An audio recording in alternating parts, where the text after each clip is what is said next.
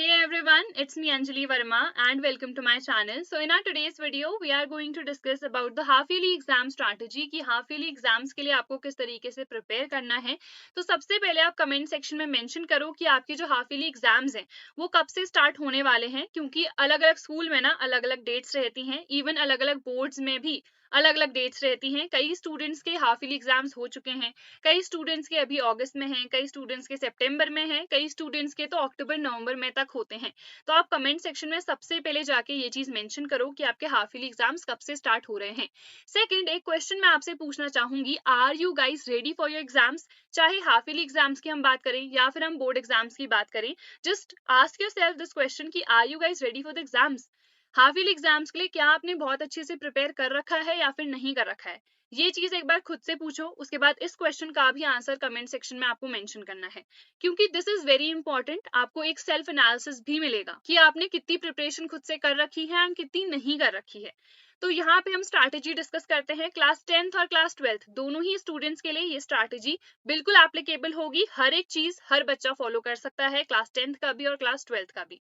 अब मेजर जो डाउट रहता है ना बच्चों को, वो यही है, क्या is it too late to start? क्योंकि अगस्त आ चुका है, इतना जो टाइम आपको मिला था वो आपने वेस्ट कर दिया है। तो क्या स्टिल वी कैन स्टार्ट, या फिर is it too late to start? तो हम अभी से भी अच्छा स्कोर नहीं कर सकते हैं? तो ऐसा बिल्कुल भी नहीं है। अभी से अगर आप डिसाइड कर रहे हो कि कंसिस्टेंटली हम पढ़ेंगे, रेगुलर बेसिस पे हम पढ़ेंगे, तो आप डेफिनेटली इजीली 90 प्लस या 95 प्लस स्कोर कर सकते हो। बट मेन यही चीज है कि जो भी चीजें मैं आज की इस वीडियो में बताने वाली हूँ वो आपको ऑन अ डेली बेसिस ना फॉलो करना है। अगर आप नहीं करोगे तो आप बिल्कुल स्कोर नहीं कर सकते हो। बट अगर अभी से भी आप यही सारी चीजें डेली फॉलो करोगे ना, तो अगस्त है, सितंबर है, देन वी हैव अक्टूबर, नवंबर, दिसंबर, जैन भी है, बट फिर फेब में हमारे प्रैक्टिकल्स आ जाते हैं, तो उसको आप काउंट मत करना। बट अभी भी आपके पास ना काफी टाइम है कि आप बहुत अच्छे से प्रिपेयर कर सकते हो। तो it isn't too late to start, but अगर आप ना अभी भी स्टार्ट नहीं करोगे तो फिर कोई फायदा नहीं है इतना ज्यादा खुद पे बर्डन लेने का।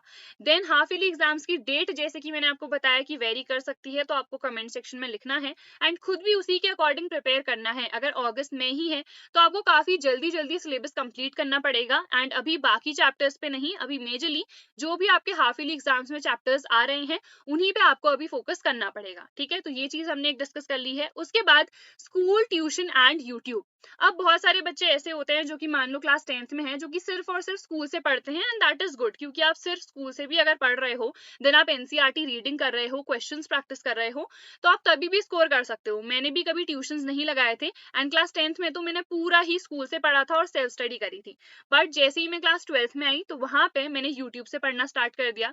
कई बच्चे ट्यूशंस भी जाते हैं, कई बच्चे कोचिंग इंस्टीट्यूट जाते हैं, या फिर ऑनलाइन बैचेस भी परचेस करते हैं। सो आप जो भी करना चाहते हो ना, बट मेक श्योर कि आप सेल्फ स्टडी पे बिल्कुल कॉम्प्रोमाइज ना करो। Self study is like really important.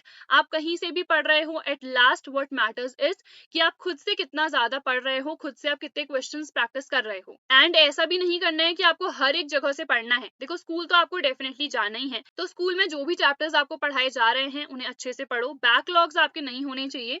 अभी मान लो बहुत सारे चैप्टर्स स्कूल में हो चुके हैं बट आपने प्रिपेयर नहीं करे हैं, उस केस में हम क्या करें? तो सबसे पहले ना, जैसे फिजिक्स अगर क्लास 12th की मैं बात करूं तो फर्स्ट चैप्टर से ही आपको स्टार्ट करना है। बट केमिस्ट्री की अगर हम बात करें तो अलग अलग चैप्टर्स होते हैं। क्लास 10th की बात करें तो आप फिजिक्स, बायो या केमिस्ट्री किसी से भी स्टार्ट कर सकते हो, किसी भी चैप्टर से भी इवन स्टार्ट कर सकते हो, बिकॉज जो चैप्टर्स है ना वो इंटर रिलेटेड नहीं है, अलग अलग आपके वो चैप्टर्स हैं। तो इसीलिए डिपेंड करता है आप कौन से क्लास में हो एंड कौन सा सब्जेक्ट पढ़ रहे हो, उसके अकॉर्डिंग अगर पहले से कोई चैप्टर हमें पढ़ना है, उसके बिना हमें वो चैप्टर जो अभी स्कूल में चल रहा है वो नहीं समझ में आएगा, तो आप सबसे पहले ना वो फर्स्ट वाला चैप्टर कंप्लीट करो। अगर ऐसा है कि पहले वाले चैप्टर और अभी जो चैप्टर स्कूल में चल रहा है कोई भी रिलेशन नहीं है, तो जो भी टीचर आपको अभी पढ़ा रहे हैं ना, तो आप उस पर फोकस करो। तो जो पहले वाले चैप्टर्स बचे हैं उसका क्या? तो वो बैकलॉग हो गया। अब उस बैकलॉग को अगर आपको क्लियर करना है तो आप सबसे ज्यादा ना अपने वीकेंड्स का यूज कर सकते हो। वीकेंड्स में आप क्या कर सकते हो कि जो भी चैप्टर बचा हुआ है उसको आपने स्टार्ट कर दिया, सिंपली आप यूट्यूब से पढ़ सकते हो। मैंने सारे one shots for physics, chemistry and maths class 12th के लिए डाल रखे हैं, तो आप इजिली उनसे पढ़ सकते हो। मैंने एक्सपेक्टेड क्वेश्चंस की सीरीज भी डाली हुई है। जो भी नोट्स हैं, हैंड रिटन नोट्स, वो भी मैं आपको प्रोवाइड कर देती हूँ। लेटेस्ट जो 2024 बोर्ड्स के लिए हैं वो भी मैं जल्द ही प्रोवाइड कर दूंगी, so do not worry at all about anything.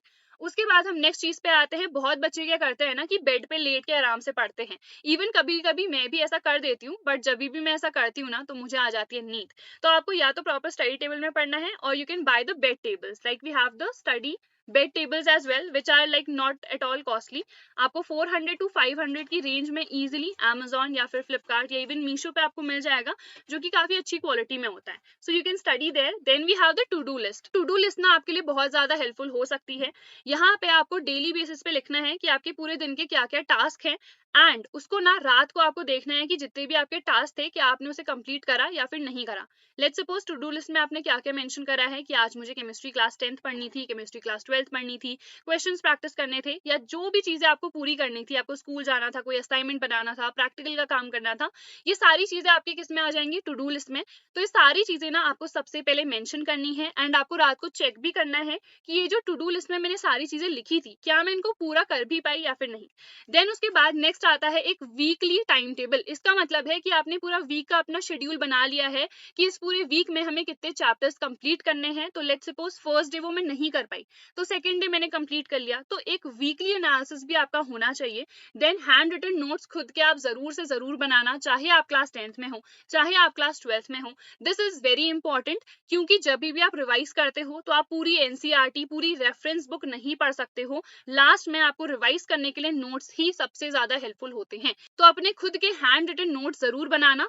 मैं आपके लिए लेटेस्ट 2024 बोर्ड्स के लिए class 10th and class 12th दोनों के लिए ही नोट्स प्रोवाइड कर दूंगी, हैंड रिटन नोट्स, उनका आप यूज कर सकते हो। तो जल्द ही मैं प्रोवाइड कर दूंगी। वैसे तो मैंने ऑलरेडी प्रोवाइड करे हुए हैं, तो जिनको जल्दी है तो आप डिस्क्रिप्शन में जाना, वहां पे आपको physics and chemistry notes playlist मिल जाएगी, तो उसको डाउनलोड कर लो। वहां पे सारे नोट्स मैंने प्रोवाइड करे हुए हैं। क्लास 10th के लिए अब मैं जल्द ही रिलीज करने वाली हूँ सारे notes, so just wait for that.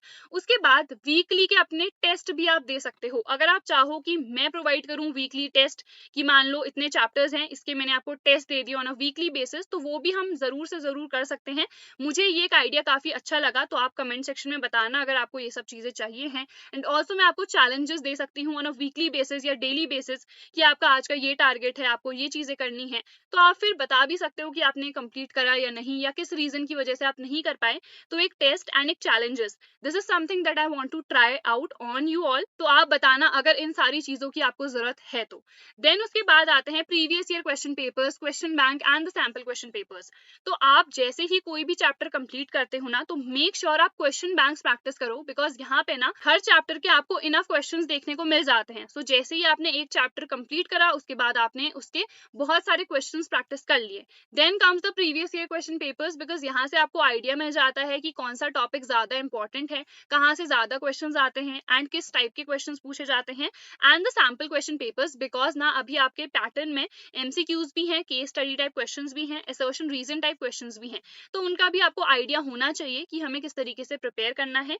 तो जैसे ही आप इनफ चैप्टर्स कर लेते हो, तब जाके आप सैंपल क्वेश्चन पेपर्स भी प्रैक्टिस कर सकते हो। एंड इवन अगर आप सिर्फ और सिर्फ हाफ ईयर्लीज के लिए भी अभी प्रिपेयर कर रहे हो ना, उसको अपने बोर्ड एग्जाम्स की तरह ही प्रिपेयर करो, कि वहां पे भी आपको क्वेश्चन बैंक प्रैक्टिस करना है, प्रीवियस ईयर्स करने हैं, सैंपल पेपर्स करने हैं। तो आपके ना बोर्ड एग्जाम्स की भी काफी अच्छे से यहाँ पे प्रिपरेशन होगी। Previous year sample papers PDF अगर आपको चाहिए है, सो मैंने study warehouse Telegram group पे डाल रखी है। ये मेरा ऑफिशियल टेलीग्राम ग्रुप है, जहाँ पे आपको सारी notes PDF, previous year sample papers PDF मिल जाती है। क्लास 10th के लिए भी जल्द ही मैं सारी चीजें डालने वाली हूँ, so just wait for that. And also in case of any query आप मुझे इंस्टाग्राम पे फॉलो कर सकते हो। So that is it for our today's video. I hope this video helped you. Do not forget to like, share and subscribe to my channel. And I'll see you guys in the next video. Till then, take care.